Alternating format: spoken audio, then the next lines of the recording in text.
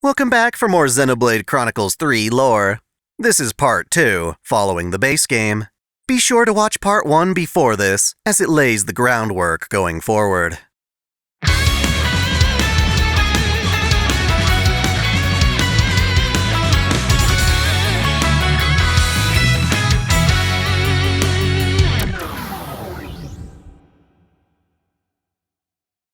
When the soldiers Noah and Mio ascended as consuls N and M, they were removed from the cycle of reincarnation. That said, their convictions remain part of their souls in origin, and after hundreds of years, the two are once again reincarnated to their respective armies. Noah is born as a Keves soldier assigned to Colony 14, alongside friends he had just before Ionios was born. These friends are Uni, Lance, and Yorin, and they all train as part of the same squad. As children, they learn to fight through their rivalry with a squad led by a boy named Garvel. He bullies Noah for being unable to conjure his blade weapon. Riku, who is chosen to travel with Colony 14, observes this dilemma and realizes it's less that Noah lacks the ability to summon his blade, but rather, he understands a blade's destructive might and fears hurting others. Noah harbors doubts about the war and values the weight of human life. Seeing this, Riku chooses him to inherit Lucky 7, revealing it as an unbreakable sword forged with 7 layers. Reluctantly, Noah accepts the offer, choosing to hide it within his regular blade, just in case he ever needs it. Uni is one of the squad's healers. She's never afraid to speak her mind, and boasts a sharp, confrontational attitude. That said, she dearly cares for her friends. Perhaps even more hot-headed is Lance, who's quick to tussle when angry. It is his duty to protect his allies, and he does so with stoicism. Their 4th squad mate is Yorin, a kind but clumsy healer who endures even as his peers mock him for his lack of ability. Noah, Lance, and Uni are the only people who welcome him into their group. Thus, Yorin worries about dragging his friends down, but during an Agnian raid, he gives his life to save Lance from falling debris. While this is devastating for the whole squad, Lance takes it especially hard. Prior to the raid, he and Yorin got into an argument, which now remains unresolved. Lance's confidence becomes a facade, one that he puts on to avoid his problems. Noah, Lance, and Uni look up to their superior, a Keves warrior named Ethel, who single-handedly saves them from a close encounter. Still a child, Noah attends a homecoming ceremony and is inspired by the Offseers playing. In particular, he admires Chris, who takes him on as a student. Unbeknownst to either of them, it was a previous incarnation of Chris who first conceived of Offseers, as well as the homecoming ritual. Ironically, he now finds homecomings to be sad. Unlike his peers, he sees the homecoming as a tragedy, that fighting to the death and surviving, just to expire anyway, is exceptionally cruel. He knows the soldiers lack choice in their lives, and so their deaths are senseless. Despite being close to his own homecoming, Chris opts to die on the battlefield, smiling over claiming what little choice is afforded to him. Noah continues to contemplate that smile, as well as what it means to be an Offseer. Years pass before he and his squad transfer to the Keves Colony 9. There, they partner with a new teammate, Mwamba. Just like Noah, Mio is reborn around the same time as an Agnian soldier assigned to Colony Theta. She becomes friends with Senna, a cheerful girl who enjoys muscle training. Despite this training, Senna is insecure, lacking confidence and courage. She looks up to Mio, who excels in their training exercises. Shockingly, Mio is assigned to being an Offseer, partnered with a girl named Miyabi. Mio is a talented fighter, so the idea of being relegated to the rear guard is disheartening. Miyabi, on the other hand, fears the battlefield. She's a klutz, but through her music, she is able to send off the dead, motivating those left behind. This inspires Mio to take the role seriously, and the two become close friends. Near the time of their 5th term, Mio, Senna, Miyabi, and most of her colony are transferred to Colony Omega, where Consul Y uses them as research subjects in the development of new flame clocks. An accident occurs at their facility, causing the colony's flame clock to spew forth poisonous gas. Mio and Senna become incapacitated, and to save them, Miyabi carries them to an escape pod. Moments before an explosion claims her life, Miyabi hands Mio her flute to remember her by, to carry on her legacy. In the aftermath of this tragedy, Mio and Senna transfer to Colony Gamma, where they form a new squad with teammates Taion and Hacked. There, she befriends the Nopon chef Manana, as well as a girl named Kyrie. Out of this squad, Taion stands out for his intellectualism. He used to be part of Colony Lambda, training under his commander Izzard. During an expedition, they were attacked by Kevesi soldiers during the night. Injured, Izzard was saved by Nimue, a soldier from what's called the Lost Colony. Wanting to see the outside world, Nimue later joined Izzard at Colony Lambda, serving as his partner and fellow tactician.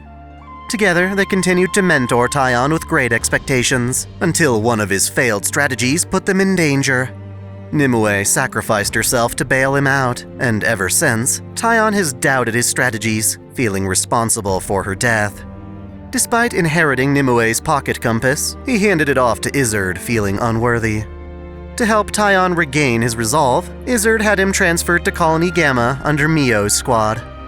While Guernica Vandam transfers the Ouroboros stone, his signal is detected by both Noah and Mio's respective squads. They are sent to Alfeto Valley, where they discover Vandam's crashed ship. As enemies, the two squads fight each other as Vandam watches on. He is pained that these young adults, who deserve a full and peaceful life, are completely blind to how they're being used by Mobius. As such, Vandam intervenes, breaking up their battle and revealing that they all have a common enemy who is responsible for the endless war. Before he can explain the details, he is attacked by one of the nastiest consuls, Consul D. This man was once an Agnian soldier named Dirk, who genuinely enjoyed killing not just the Kevesi, but also his own allies. He'd keep their heads as trophies, earning him the ominous nickname Black Blaze Dirk. He accepted an invitation to join Mobius because maintaining the status quo would let him continue his sadism.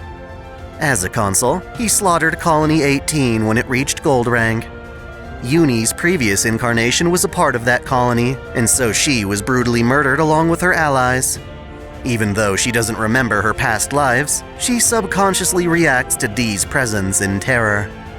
D indiscriminately attacks both Noah and Mio's squads, killing both Mwamba and Hacked. Vandam protects the rest of them with a damaged Levnus, but is mortally wounded in the process.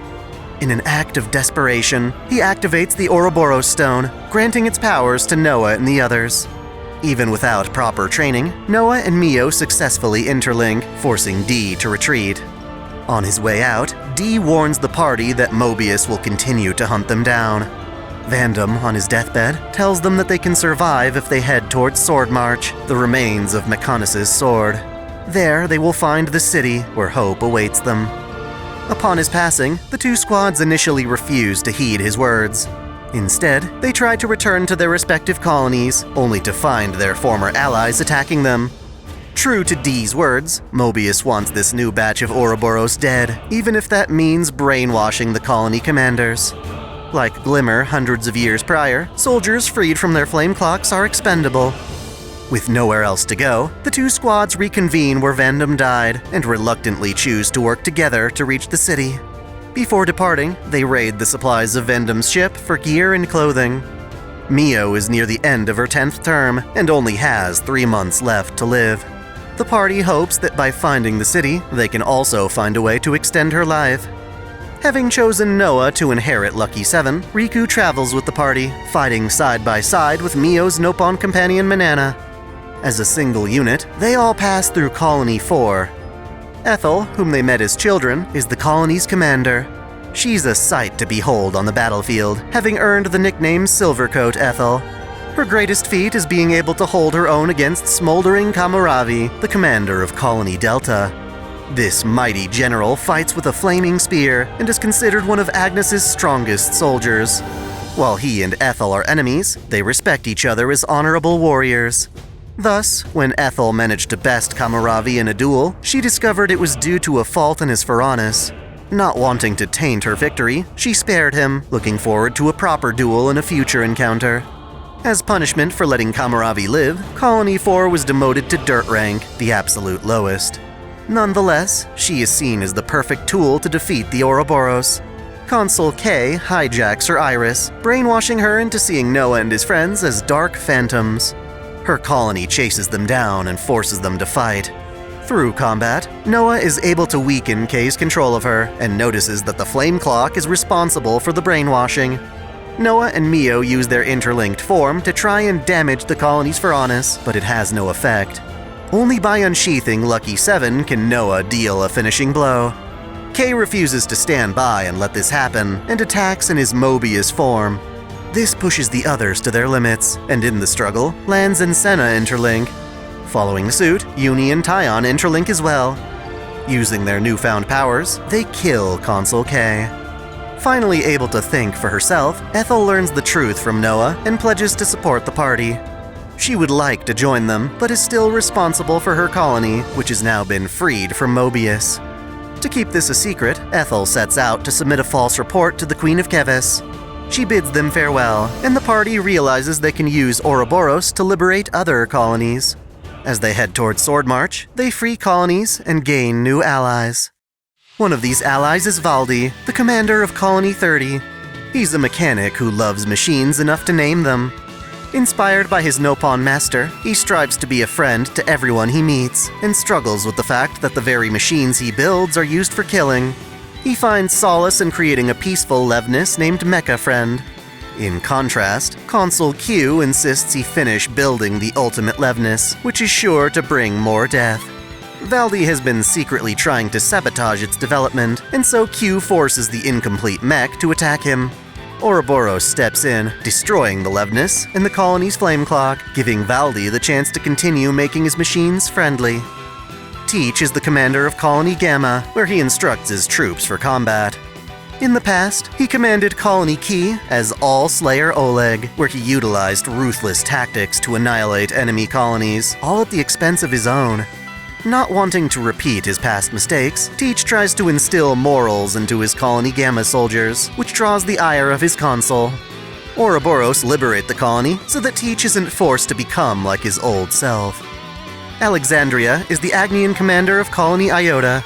She and her squad invented the Collectopedia cards so that colonies could communicate and order supplies from each other. Her colony's previous commander was incompetent, driving them to their doom through terrible strategies and wasting resources. To put an end to this, Alexandria poisoned the commander, weakening them so that they would die in battle. She effectively assassinated her own commander to take over. Without regret, Alexandria turns things around for Iota and manipulates Noah and his friends to slay Consul E and later Q, who comes to punish them. Though her means are deceptive, the party chooses to trust her and the fact that she cares for the people of her colony. The Nopon of Allrest have a legacy of building artificial blades, as they could not resonate with core crystals. One of them, the great Nopon Usu, created a mechanical girl named Ino to serve as the Nopon's champion. When Noah helps her protect a Nopon caravan from monsters, she decides to make him her driver. Her creator once told her to never intervene in human matters, but as Noah decides to aid her with her endeavors, she pledges to aid him with his. Noah has no idea what a driver is, but that doesn't stop him from harnessing her abilities. Ready to head the party off at Colony Lambda, a new consul steps up to the plate. It is Consul J, who happens to be Yorin, the very same Yorin who saved Lanz's life as children.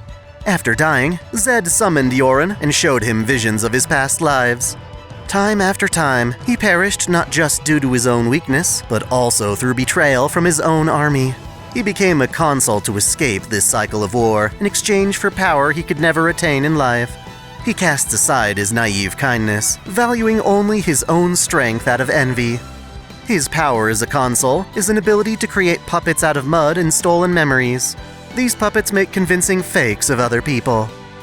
Jay tries to convince Izzard of Colony Lambda to target Ouroboros for conspiring with enemy troops. In defiance, Izzard suggests capturing them for questioning, and not wanting to put up with resistance, Jay incapacitates him. Thus, when Taion and the others reach the colony, they encounter a fake Izzard, one who blames Taion for Nimue's death. This fake lashes out with the power of his Pharaonis, but by further expanding their interlinks, the Ouroboros strike back. Noah uses Lucky 7 to shatter Lambda's flame clock, and soon after, the fake Izzard dissolves into mud. Jay reveals himself as Yorin, bragging that joining Mobius was the best decision he's ever made. His newfound power blinds him from the fact that he had genuine friends. Now, he taunts those friends before taking his leave. Rather than fight them to the death, he wants to take his time and enjoy the conflict. Taion then finds the real Izzard, who tells him that Nimue sacrificed herself because she believed in him. Contrary to what the puppet said, Izzard encourages Taion to be brave and have confidence in himself. Izzard gives back Nimue's pocket compass, asking Taion to bury it near her grave in the Cadencia region, beneath her favorite saffronia trees. The people of Colony Tau are in a unique situation. Far secluded from the other colonies, they appear to be relatively peaceful. This also means their flame clock is absurdly low. In order to save them, Noah helps their commander Juniper by destroying the flame clock. Initially, it seems Juniper's consul, Yu, doesn't mind this, claiming it to be the colony's choice. However, Consul Yu has been secretly using Tau to vent her own psychopathic sadism. She'd been sabotaging the colony, depriving it of flame, and dwindling its population by luring in dangerous monsters. Juniper steps up, defeating Consul Yu to truly free their people. When Noah's squad became Ouroboros, their old Colony 9 was demoted. Xeon was put in charge as commander, blaming Noah for the colony's current suffering. When Ouroboros actually protects Colony 9 from Consul B, however, he's convinced of their good intentions. He allows them to destroy the colony's flame clock, even though it means not getting support from Keves Castle. Going forward, he struggles with helping the colony grow their own food, and recruits Juniper's aide to learn about growing potatoes. Colony 11 is one of Keves' strongest, led by Ashera, the Undying Blade, who throws herself into all manner of dangerous battles. This is because, unlike her fellow soldiers, she can remember her very first incarnation. Back then, Consul V conducted homecomings via execution, and Ashera was rewarded for her years of service by having her head sliced off. This practice was later replaced by Chris's proper homecoming ritual, but it forever tainted Ashera's later incarnations. As she grows older, a scar around her neck forms, bringing with it the memory and pain of being executed. Her pain swells as she reaches homecoming, upon which she'll kill herself to end it. By comparison, Ashera finds it preferable to die gloriously on the battlefield, and what better way to go out than through fighting the consuls?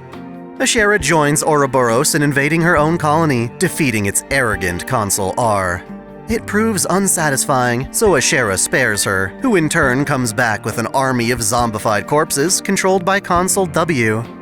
Eventually, Ashera does slay the two consuls once and for all. Near the end of her lifespan, Ashera asks Uni to kill her, as she too is someone traumatized by their past death.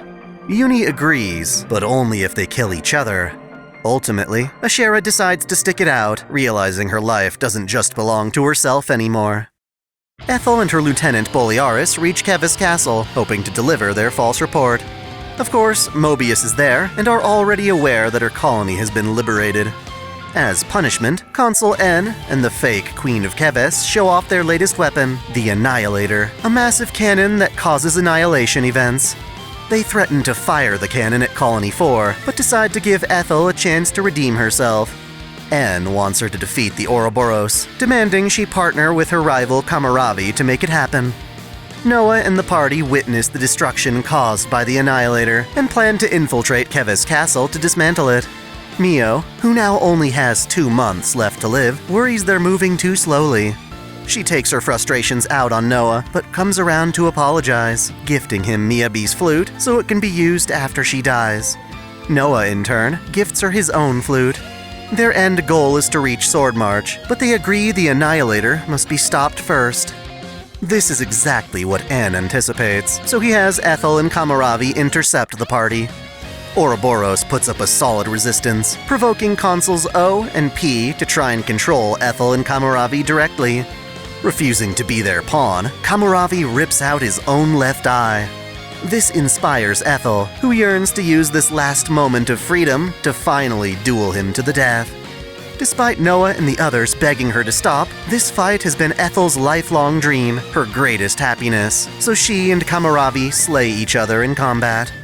O and P find this to be an entertaining setback, and Mio gains new resolve to put an end to Mobius toying with other people's lives like this. O and P interlink, but are unable to defeat Ouroboros. In an act of desperation, the two consuls let their interlink expire beyond its time limit, hoping to cause their own annihilation event that will kill everyone present. Noah and Mio plunge Lucky 7 into the ground, causing it to collapse beneath O and P. They fall far enough that their annihilation misses the party. Safe, Ouroboros proceeds to the Annihilator cannon. Taion analyzes its blueprints, discovering a weakness, but before they can strike it, Consuls J and D arrive. They mock their own allies for their failure, and interlink to battle the party atop the Annihilator. D proves to be especially brutal, provoking Uni's subconscious fear of him. Terrified, she struggles to resist, but refuses to give in. Rather, she uses her fear to her advantage, distracting D while Taion sneaks behind him. Taking this chance, Uni blasts her rifle through D at point-blank range. Its beam penetrates his body, continuing on to tear apart the Annihilator in the process. As the Annihilator explodes, D and J manage to flee. The destruction separates the party from their planned escape route, and while trying to navigate through the castle, they accidentally find themselves in the throne room. There, they see hundreds of pods, or cradles, that Mobius uses to birth new soldiers. Specifically, they recognize Ethel's child body in one of the cradles, and are horrified by what it implies. Before they can escape, N appears with the fake Melia. He is enraged to see another incarnation of himself, resuming the same rebellion he put up in previous lives. Melia fights with the party, and in the ensuing chaos, her robotic face is exposed. They learn everything the Kevesians have been fighting for is a lie. N steps up to finish them off, but the fight is interrupted when ships from the Lost Numbers break into the throne room. These ships steal back some of the cradles, creating enough of a distraction for Ouroboros to escape. Ethel's cradle is among the ones rescued. Finally, the party reaches the Sword's base, where they are surrounded by Lost Numbers troops. Luckily, they are all on the same side. Monica, the daughter of Guernica Vandam, introduces herself as the leader of the Lost Numbers, who swear to oppose Mobius. She is a tough, mature woman who commands her authority well. One of her recruits, Shania, has been tracking the party ever since Guernica died. The Lost Numbers wear special eye patches when outside the city that block Mobius's ability to track them. Trusting Monica's words, the party also wears these patches in order to travel across the Great Sword's hilt to the city. Monica reveals to them the truth about the war, how it's all a means of harvesting life energy for Mobius. By stealing Mobius's birthing pods, the Lost Numbers can deprive their enemy of new soldiers. The party gets to witness proper love and romance, even having the chance to interact with a newborn baby. The truth of their world opens up to them, and upon seeing what Mobius has deprived them of, Ouroboros gathers new resolve to fight back. The 7 Nopon who once forged Lucky 7 under Melia's command still exist on Ionios. Their leader, Samon, resides in the city, and he builds Ouroboros a ship, the Boundary, which lets them set sail across the Erythia Sea. Along this vast ocean, the party recruits even more allies. Gray is a member of the Lost Numbers who takes on solo missions for the city, often resolving internal political struggles between the city's people. This keeps him from his beloved wife, Rosanna, and yet she totally understands the value of his work. In fact, she helps Gray by investigating corruption within the city. The two team up to infiltrate a faction of traitors, dismantling their schemes from within.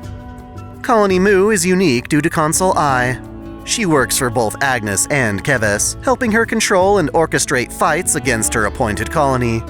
By carefully manipulating the tide of war, she aims to keep her colony under a constant pressure of adversity, which she believes will strengthen their resolve, in turn improving the quality of their life energy. Her wicked strategy is compromised by Fiona, a soldier whose kind and gentle demeanor raises colony morale. Genuinely inspired, Consul I appoints Fiona as the colony's commander and uses her Mobius power of illusion to serve as Lieutenant Irma. The two become close friends, separated by a wall of deceit. When Ouroboros comes to destroy the colony's flame clock, they discover it's a fake, another of Irma's illusions. Feeling remorse, Irma tries to get Fiona to oppose and kill her, playing up her role as a villain until Fiona and the others can no longer ignore her. In her final moments, Irma encourages Fiona to stay strong and protect the colony.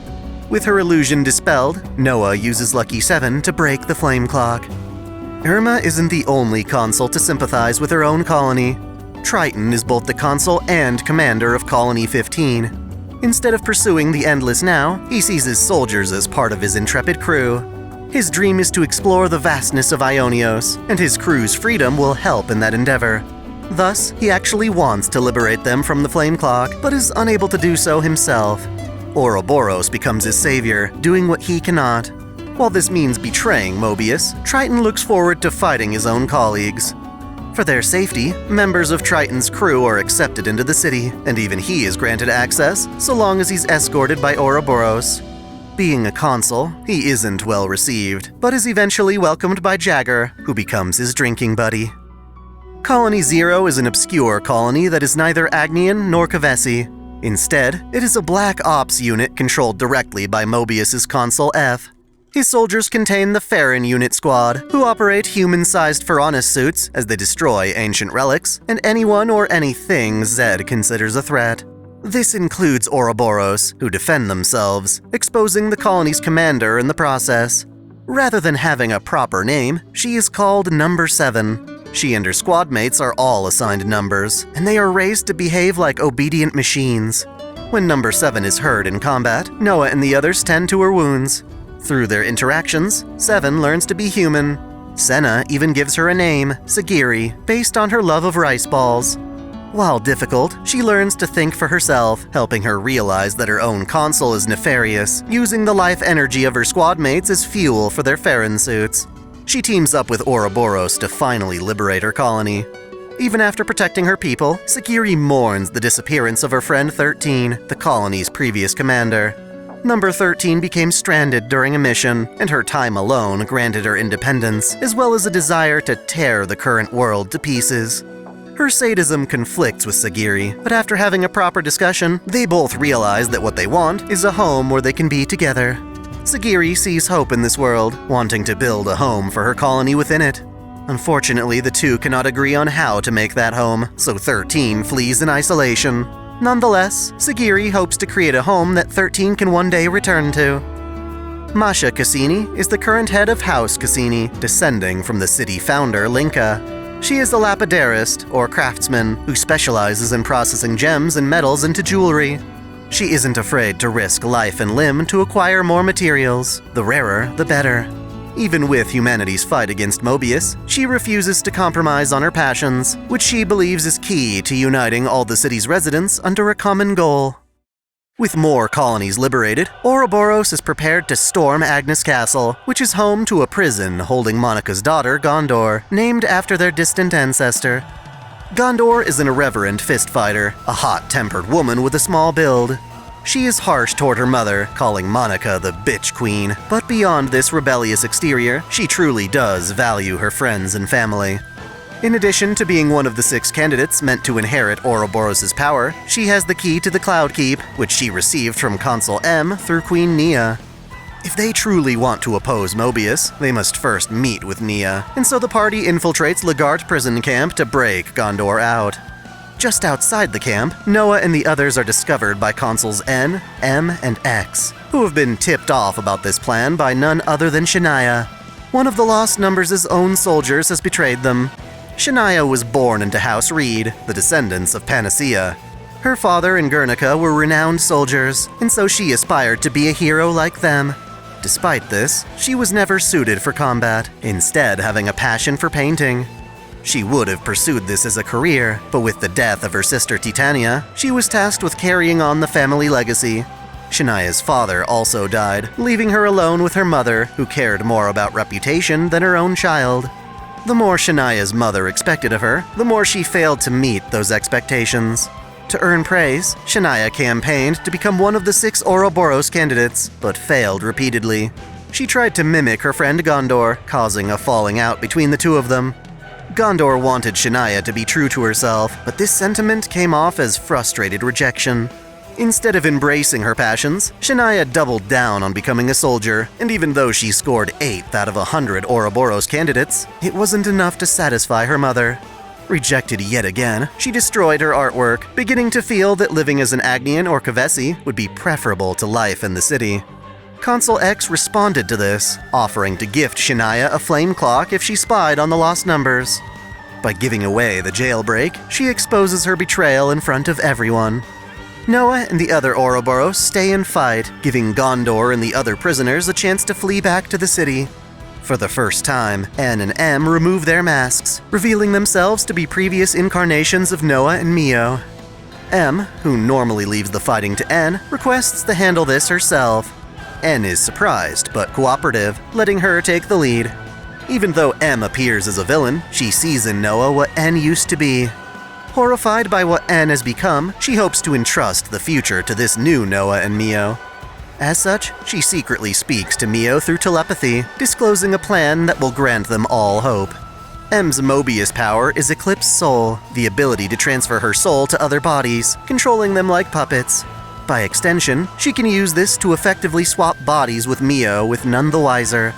Thus, when Mio's life eventually expires, when she reaches her homecoming, it will actually be M who is killed. To pull this illusion off convincingly, M does her best to fight Ouroboros, using her power to possess them into attacking each other. Thanks to Tyon's witty use of Mondo Familiars, they are able to sort out the confusion and prevail. N, however, proves to be unbeatable. By severing the limbs of their interlinked forms, N is able to force the Ouroboros to waste their energy healing. Desperate, Senna and Lance try to sacrifice themselves, intentionally pushing their interlink to its limit. Just before they explode, taking down N with them, they are forcibly separated by Consul X, who claims to be doing N a favor. With the party thoroughly subdued, N gets a twisted idea to capture Noah and the others and force them to watch Mio's graduation. Imprisoned at Agnus Castle, Noah is tormented by his powerlessness. Unaware that Mio and M have already swapped bodies, he laments his inability to save her. M comforts Noah in this time, but is unable to tell him the truth without exposing her plan. Meanwhile, Mio heads to the city to warn everyone of Shania's betrayal. Agnus Castle has its own annihilator, which plans to fire on the city now that Shania has leaked its location. When graduation day comes, Noah is too distraught to even draw out Lucky 7. Just as N had hoped, Noah's confidence and resolve have been crushed. N even tries to make him send Mio off directly, but he can only watch as Mio confidently accepts her fate. As her body dissipates, the real Mio watches within M's body. With the homecoming complete, N steps up to execute Noah, but just before he delivers a fatal blow, Mio, using M's power, enters Noah's body. She shows Noah the memories she inherited of their past lives together, their many failed attempts to defeat Mobius. He witnesses how a version of himself gave in to Zed's proposal, embracing the endless now to become N. This Noah refuses to go down the same path as N, rekindling his rebellious spirit. He takes Mio's hand, returning to reality. Having sensed what he believes is M's soul, N halts the execution long enough to discover that M is actually passed on. Instead, it is Mio who still lives. Devastated by this news, N loses his sanity. M was everything to him. Desperate to keep her, he committed atrocities for Zed, unaware that by doing so, he cast away the very things that M loved about him. Unable to accept this, he draws his sword on Noah, who in turn draws Lucky 7. The sword resonates with Noah's newfound resolve, transforming into the Blade of Origin, empowering him to strike N down. Consul X intervenes, commanding the fake Nia to attack in her Ferranis. Ouroboros is able to destroy her, but it leaves time for N to escape. Trying to turn the tables, X has the Agnian Annihilator fire on Sword March. Fortunately, thanks to Mio's prior warning, all the people of the city were able to evacuate in time, landing at Agnus Castle with reinforcements. The city's core is mobile, allowing the entire thing to relocate when necessary. X flees, allowing the lost numbers to claim the castle. Backed into a corner, Shania laments her rotten lot in life, opting to shoot herself in the head to avoid persecution. Instead of dying, Shania reawakens in a pool of water as Consul S. Allowing Consul X to tempt her, she sets out to the city for revenge. Her Mobius power allows her to freeze time, and she wickedly uses it to turn the lost numbers into her art, like a painting on a canvas. Shania provokes Gondor by threatening to freeze everyone's air supply as well, suffocating them. Ouroboros is also frozen, until Noah draws Lucky 7, canceling out her power. Mobius may have given Shania new abilities, but she still struggles with her insecurities. Gondor doesn't back down, agitating her until she breaks. When the two trade blows, it is Gondor who prevails, reminding Shania that she can't win by mimicking someone else. Instead, she had her own strengths and passions which she chose to abandon. Defeated, Shania disperses, and the people of the city still decide to mourn her at their monument, the Remembrance Stones. Tragically, her own mother still condemns her as worthless. Thanks to Mio inheriting M's memories, she knows the location of the Cloud Keep, where the true Nia slumbers. She and the party take the Cloud Keep's key up to Capricorn Peak, passing by Colony Omega, where Consul Y used to experiment on Mio's squad. It has since been rebuilt, with Y progressing his research even further. He's developed a device which can quickly age Agnian or Kevesi soldiers to their final terms. He uses this to reincarnate Kamaravi, Mwamba, Hacked, and Miyabi to adulthood. Among them, Miyabi proves most valuable, as her flute playing can strengthen Y's mind control over the other soldiers. Thus, when Ouroboros arrives, they are forced to fight their former comrades. Noah and Mio take a risk, both playing their flutes in an effort to counter Miyabi's song. By playing their melody, they hope to reawaken Miyabi's memories, and it works. Y's control breaks, and Lucky 7 slays both him and the Flame Clock. Mio and Miyabi rejoice, having finally met again. The two can now work together to defeat Mobius. Kamaravi, grateful to be freed from control, joins the party and ventures to the city. He lacks conscious memories of his past life, and yet he resonates with the name Ethel. He finds out that Ethel, whose pod was confiscated from Keves Castle, has gone missing after the pod was opened. Instinctively, Kamaravi feels indebted to her and helps Ouroboros find her. This young Ethel wants to help out, but is simply too weak for the battlefield. She insists on returning to Colony Omega, where they accelerate her growth, allowing her to join the fight once more. Ouroboros finally reaches its destination. Mio's key reveals the Cloud Keep floating above the mountain, and a bridge forms for them to access it. There, they find Nia in her slumber, but just as she wakes up, she is struck by Consul D's needle claws. He's joined by Yorin, who desperately tries to justify himself to Noah and his friends. As they fight, Noah, Lance, and Uni try to bring him back to their side, assuring him that he always had a place. Yorin, however, feels that without strength, he has no value, screaming that people who already have power don't know what it's like to be without it. Throughout the battle, however, Yorin remembers their time together and starts to believe their compassion. The moment Yorin begins to relent, D smashes his head and forces him to interlink. D takes control of their combined form, bullying Yorin for being weak. Yorin finally sees that Mobius has been using him, and that his friends are the ones that truly value him. Thus, when Ouroboros hold their own against D's interlink, Yorin forcibly takes control, pushing their interlink to its limit. D is shocked to realize he's losing to a kid, and can't resist as Yorin leaps off the Cloud Keep, protecting the party from his explosion. The group mourns Yorin's passing, and for as much as they want to honor his heroic sacrifice, Noah scorns how this world forces them to make such awful choices. Despite their victory, Ouroboros worries that their efforts have been in vain. Fortunately, D's attack did not kill Nia. Her core crystal remains intact, allowing her to wake up again. Finally, a new set of heroes have come forth, and so she explains to them the truth of their world, including Origin's creation and Zed's rise to power. Just as Zed fears, the future is uncertain. Origin might fail, resulting in the death of both their universes. If everything goes as planned, the two worlds will be reconstructed as they were just before converging. Even then, it's only a temporary solution, as the worlds may very well try to converge once more. Regardless, Noah, Mio, and the others are given hope. If Origin activates, they will all be reborn as they once were. Soldiers from Agnus and Keves will be separated from each other. That said, they've seen it many times now, that their latent memories exist and continue to be passed on through Origin. The chance for them to fix this issue, perhaps even safely uniting their worlds, is within reach. Thus, Ouroboros decides that the uncertain future is worth fighting for. Zed's endless now, propped up through war and death, must be denied for the sake of endless possibilities.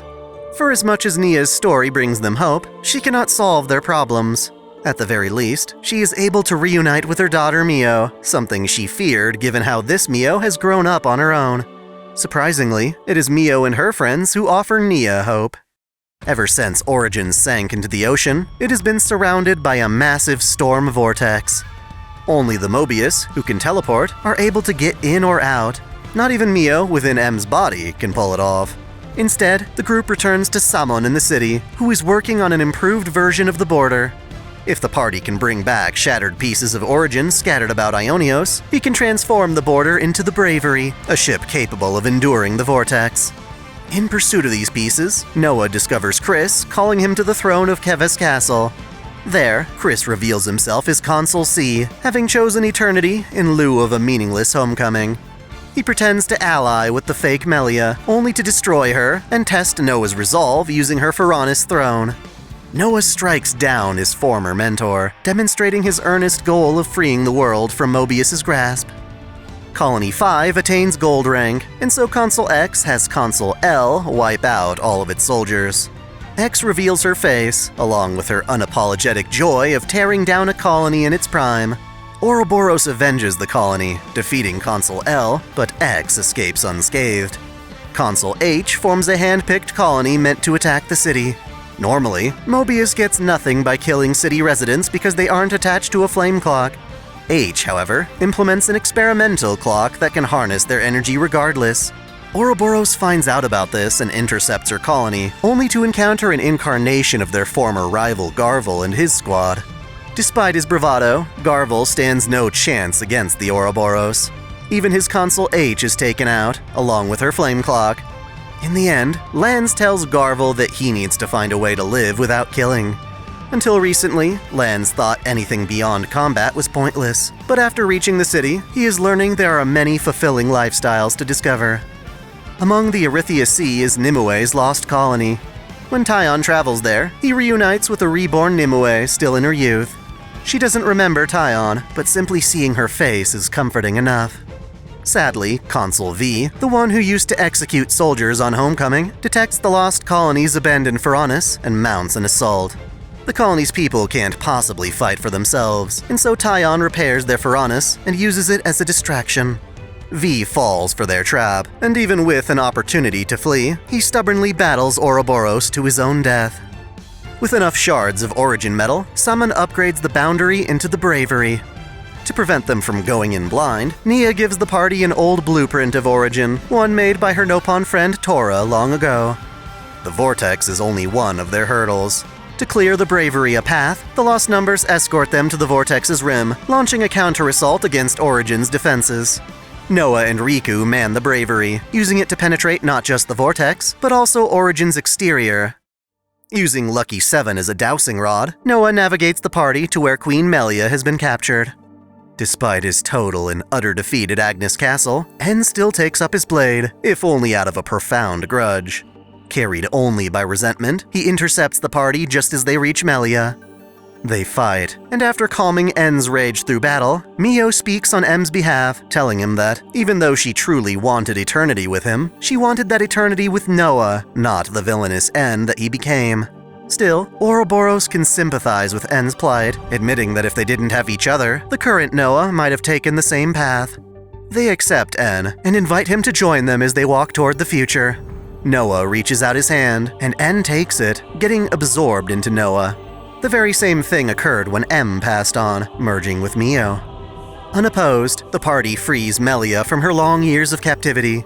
She reminds them that Zed isn't so much an individual as he is a concept, the amalgamation of human consciousness stored in Origin. That means everyone, even the Ouroboros, have an element of Mobius in them. It is, quite literally, a battle of wills. Melia entrusts the future to Noah's group, following their lead in the fight against Zed. She returns to Keves Castle to liberate its people before the final battle.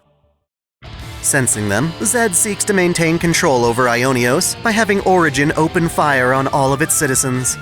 United under their true queens, the people of Ionios, as well as the Lost Numbers, assault Origin's weapons on the outside, while Ouroboros infiltrate Origin's core. Along the way, they push past the remaining consuls X and Y, confronting Zed at his altar, the amphitheater, where he watches over the Endless Now as though it were an immortalized film. Zed tries to criticize the party, countering that their world of freedom only applies to those strong enough to claim fate for themselves. The weak have no choice but to accept the options given to them. Zed's world, on the other hand, allows for infinite rebirth, granting everyone the opportunity to experience that taste of power given enough time. Ouroboros disagrees, claiming that a world of constant killing is not the solution.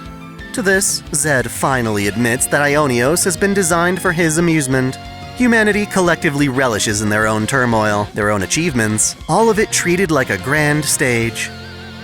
Refusing to play along, the party fights him without compromise. His form expands to the ethereal, but in their clash of wills, he is backed into a corner. In a final desperate effort, he attempts to make all of Ionios self-destruct, and to prevent this, N and M use the convergence of their wills to reappear as spirits.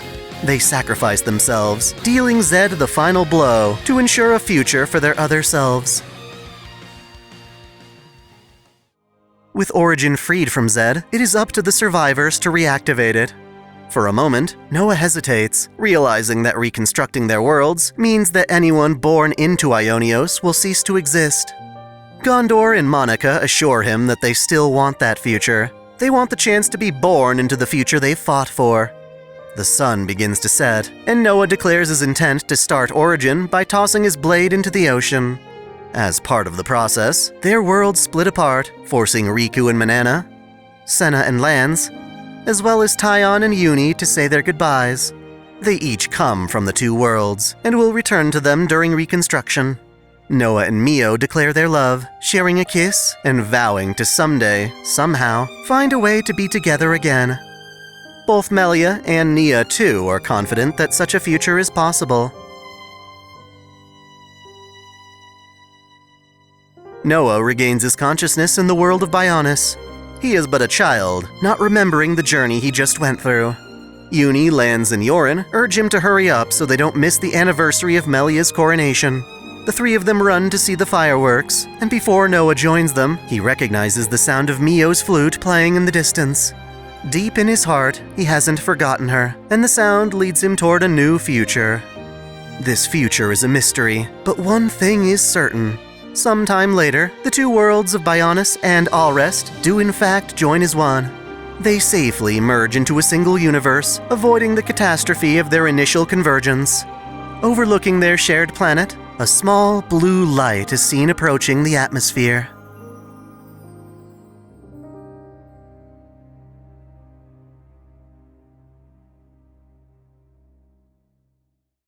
Thanks for watching! If you enjoy this channel, help us grow by liking, commenting, sharing the video, subscribing to OtakuDaiKun, and most of all, smashing that notification bell so you don't miss out on all of our anime discussion, lore, or Let's Play content. You can support us directly through Patreon, Subscribestar, or our YouTube membership, all of which come with benefits like exclusive vids and early access. As always, celebrate your fandom! I want to give a special shout out to all my $10 and up supporters. Video Gamer 75, Elise Trash for Skinko, Dante Pendragon, Stephen Elak, Samuel Gersten, The Nonchalant Ostrich, Otaku Mom, Jens Bauman, Mystic Samurai 1983, Lord Omagoden, Freebrick, Olympian Doll, RNGer Shuffles 1498, Alexis Yukio Gomez Yamato, Link Pendrago, King Kobo, Observer Bellis, Flash Daniel, James Hewitt, Uncanny EXP, Andre Foster, Jared Kraus, Zero Effort, Game King 352, Caitlin P, Vladimirovna, Succubus Sakura, Jonathan Padua, The Taz 96, Maxwell's Demon, President Irina Vladimirovna Putina, Kengo X 77, SF Giants Fan Mike, and Akakaze Yume. Thank you all so much.